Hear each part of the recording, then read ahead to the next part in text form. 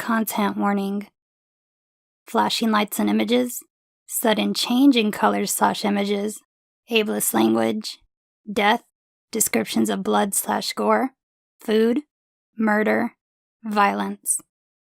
Whenever I play a game with an end, I usually play it with the intention of finishing it, but sometimes that doesn't happen. Maybe it's too hard, too long, or I just don't like it. Though sometimes I'll stop playing not for those reasons, but because I think it's better to end it there. Which brings me to Bob's Dragon Hunt.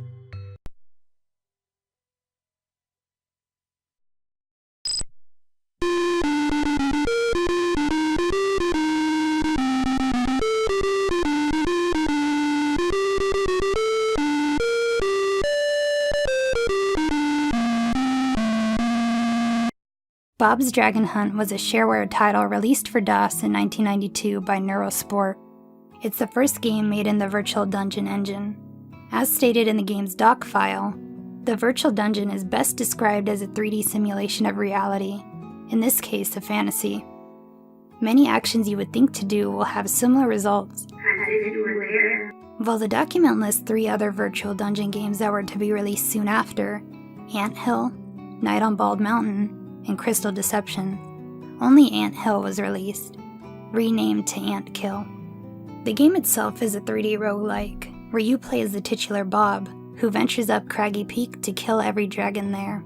Though the game gives a surprising amount of background to the game's world, information that informs the rest of the game in interesting ways. Bob lives in the village of Won't Be in the fantasy land of Never Was. Clever. He's the apprentice of Hugh the blacksmith and wants to marry Wenny, daughter of the herb master Lore. After a very cold winter, dragons came down from Craggy Peak to feed on livestock and occasionally humans. There's nothing to be done until Bob finds an antique ring and a piece of ore. It transformed him into a powerful hero, but once taken off would return him to normal. But if he put it on again, he would transform into a completely different hero. He was drunk with excitement, wearing and then removing the ring and marveling at the variety. Then he realized with this power he could do away with all the dragons. So he climbs Craggy Peak to begin his hunt. The game then asks you for your name, the player's name, and after entering it in, throws it away, automatically naming you Bob. This is Bob's story after all. When you enter the game, you're randomly assigned a class at a random level, explained by the ring from the intro. You're placed into a randomly generated map, the entire game taking place on a single floor. It's a small map, filled out quickly, with only brown walls to act as boundaries. The environment, objects, and enemies are all represented with low-poly, flat-shaded 3D models. It gives the game a distinct look that got me interested in it in the first place. The main objective is clear: hunt dragons.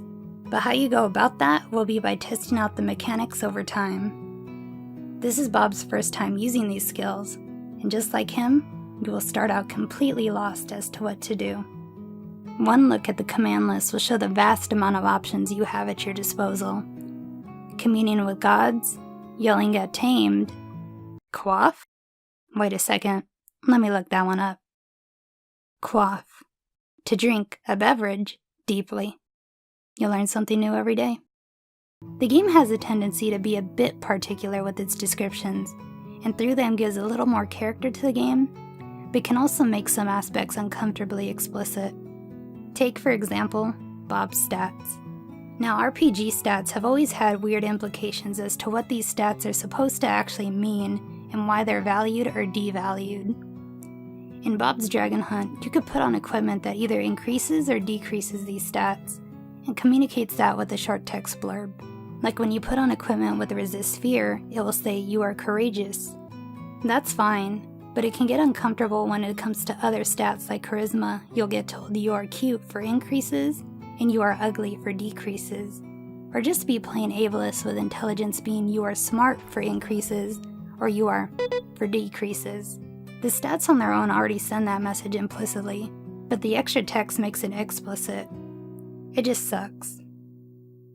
In combat, the text descriptions paint a puzzling picture.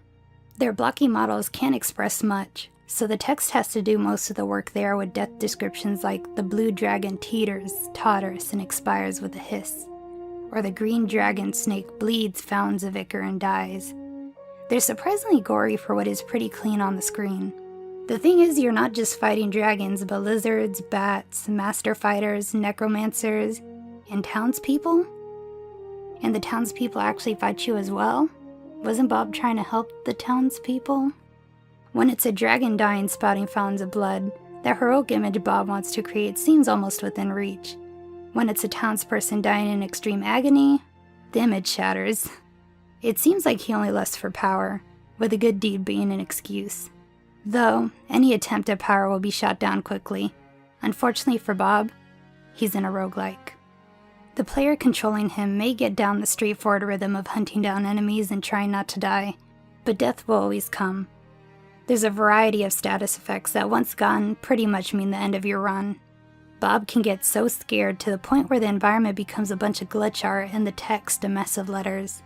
He can get a weapon only for it to hurt him, spurting blood from his orifices, lifting him up and blasting him back against the wall, stunning him, then being forced to wait for the enemies to finish him off. You can't even quit at that point, as being stunned stops you from pressing any key. He can just get poisoned and slowly lose health.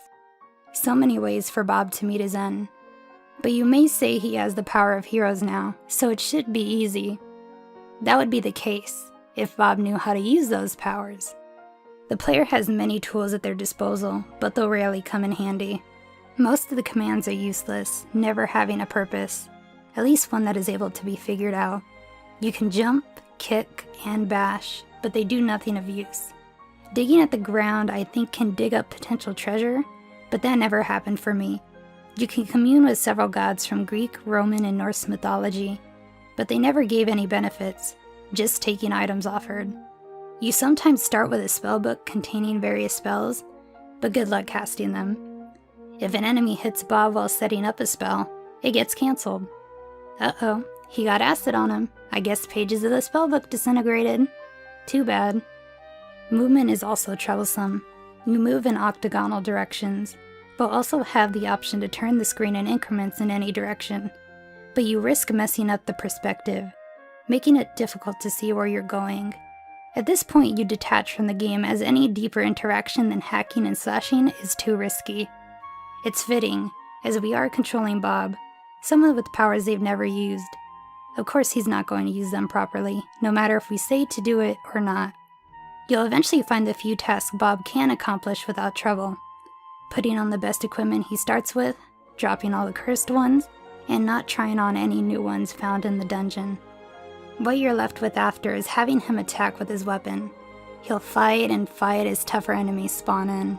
It's pretty comedic, as you'll clear out the map and be forced to just walk around waiting for the next one to spawn. You'll feel pretty confident.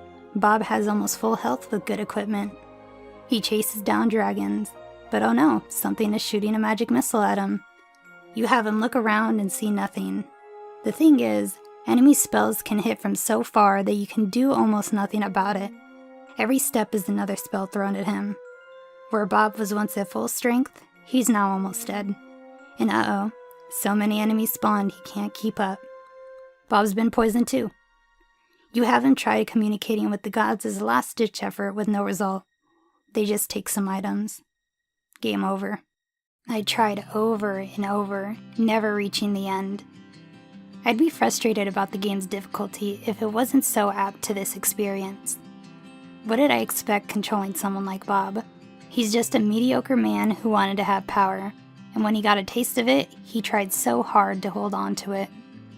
Sure, he could wear somebody else's skin, but it's not like he himself had the skill or courage to actually emulate them. He was in over his head, putting himself into a situation he couldn't handle, and so he paid the price. Maybe someone who feels more of a connection to Bob, or has sympathy for him, could put the time in to make his dream come true.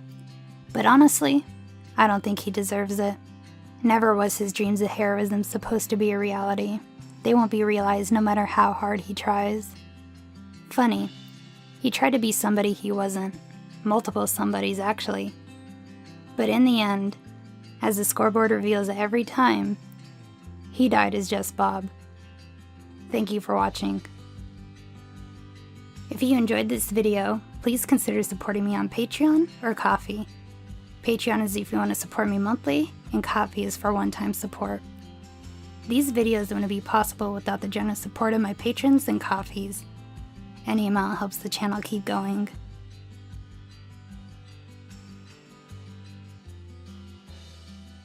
Anyways, here's my Twitter, my Instagram, my channel link if you want to subscribe, and some other videos I've made.